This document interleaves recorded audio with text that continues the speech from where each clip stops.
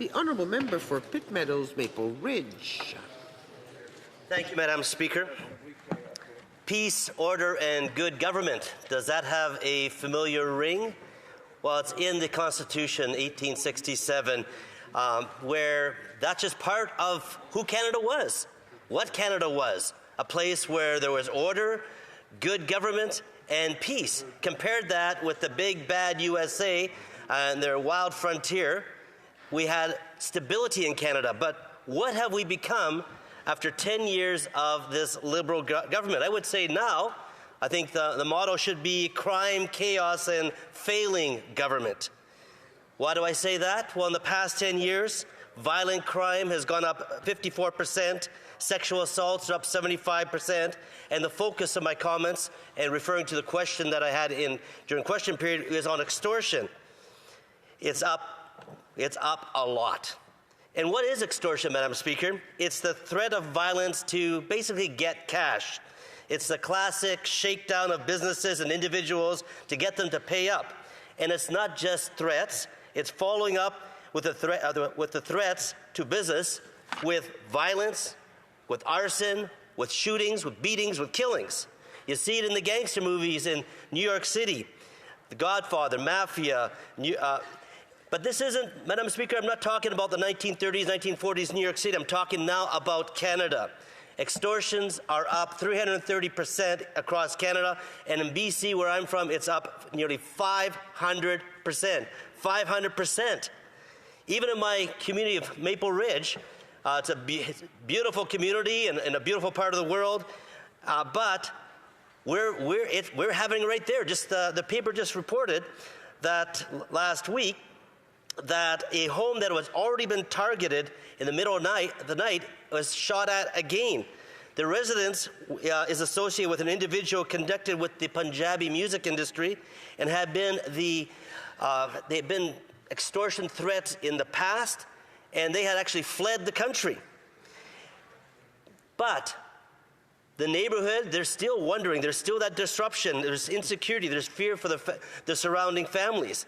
And in the same 24 hours, Madam Speaker, Surrey saw two separate incidences. A residence tied to a Punjabi music director was once again targeted. A Surrey industrial business was targeted twice in 2 days. First, the suspects poured gasoline on the fires and then put gasoline on vehicles, and then hours later, they shot up the property while workers were present. Madam Speaker, these types of events used to shock us. They used to be rare. Now they're becoming disturbingly familiar across BC. This should not be normal. It must not be acceptable, and it's not the Canada Canadians deserve. Police departments have raised the alarm, community leaders have cried out for help, and victims have been asking for immediate help. But what have the Liberals been doing? They've been tinkering around the edges, they've defended policies that are clearly not working, and they've refused to confront the legislative choices that have helped create this crisis. Madam Speaker, extortion is not just a crime, it's a cloud that is a tar over public safety. Victims live in constant fear unless their perpetrators, and all of them, are behind bars, a process that can take years. And the Liberals are more interested in bail, not jail, as opposed to Conservatives that want to put them behind bars that will keep our public safe, which is our first priority. The Liberals continue to defend the very legislation that helped create this situation. Bill C-5 eliminated mandatory jail time for serious gun crimes, including extortion with a firearm. Bill C-75 imposed the principle of restraint in bail decisions, resulting in repeat violent offenders returning to the streets far too easily. This is a pattern, Madam Speaker, that we cannot ignore. Conservatives have brought forward clear, practical solutions the Liberals have voted down repeatedly. We propose restoring mandatory minimums, 3 years for extortion, 4 years when the firearms are involved, 5 years when connected to organized crime. We proposed bail reform. We propose stronger border protections. We propose measures to support police and protect victims. Conservatives will not stand by while Canadians lose the right to feel safe in their homes. We will fight to restore mandatory minimums for gun crimes and violent offenders. We will fight to pass our anti-extortion bill. We will demand a repeal of Trudeau's laws so that the public safety is first. Canadians deserve better. Conservatives care, and Conservatives will deliver on public safety. Thank you. I'm sorry. I was distracted. The Honourable Parliamentary Secretary to the Government House Leader. Thank you, Madam Speaker. You know, it's interesting hearing the member and his comments when he talks about the issue of extortion. The first thing that comes to my mind is, really? They have an opportunity, Mr. Speaker, to deal with the issue of extortion? And what is the Conservative response to it? In one word, filibuster. Here we have provinces, stakeholders, law enforcement officers, all getting behind Bill C-14. There's substantive actions in legislation that the Government of Canada has on the order paper today. Bill C-14. We have Bill C-2, Mr. Speaker.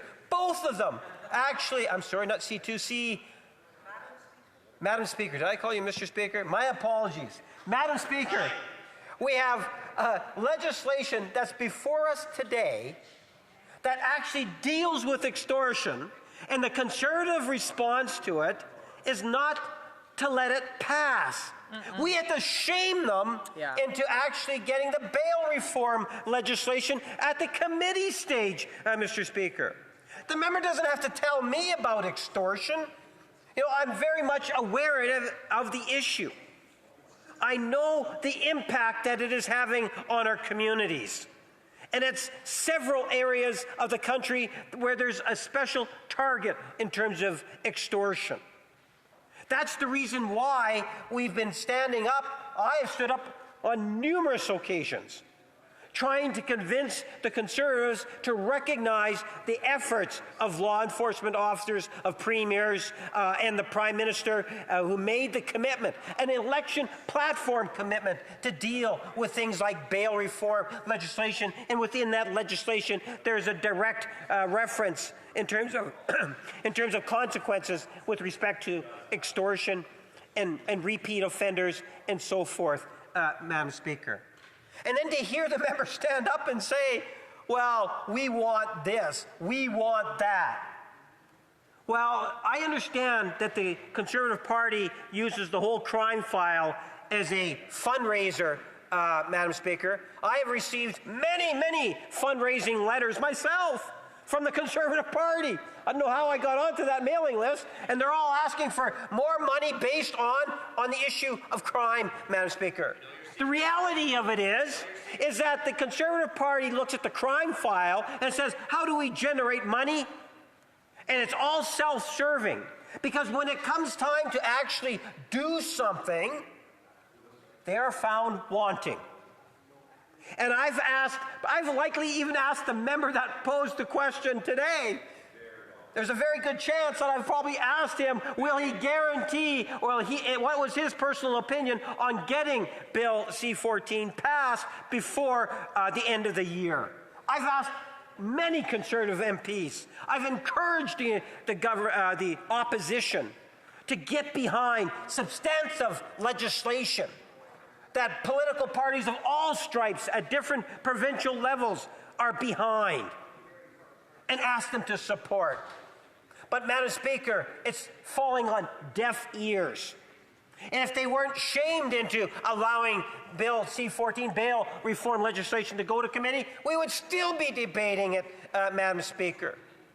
So if the member wants to have peace, order, and good government, you need to look in terms of supporting that. Canada is not broken. You know, they'll talk about crime.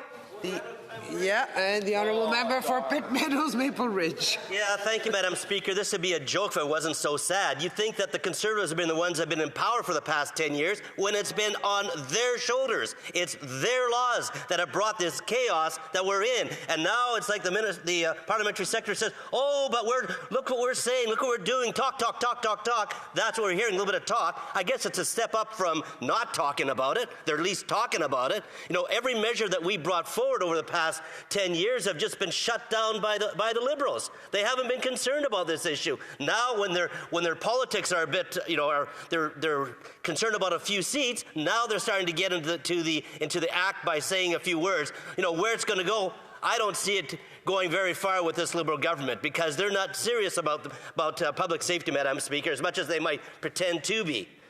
Now, thank you. To the honourable parliamentary secretary. Let me remind the member, Madam Speaker, the Prime Minister and his government were elected back in April 28. We have actually had extensive consultations working with the provinces, municipalities, law enforcement agencies, and others, and we have legislation that's there today. All we need is the Conservative Party to recognize and help us fight crime by passing these two pieces of legislation. That's all we have to do, Madam Speaker. We have a new Prime Minister, made a commitment in the last federal election, a platform commitment dealing with things like the bail reform legislation. The only thing that's holding it up is the Conservative Party of Canada. They're more concerned about fundraising than they are servicing the needs of Canadians. If they could only change the channel and start focusing on our communities, then we will be able to deal with some of these repeat offenders. We'll be able to deal more with issues like extortion and so many other things. They need to smarten up and allow legislation to pass.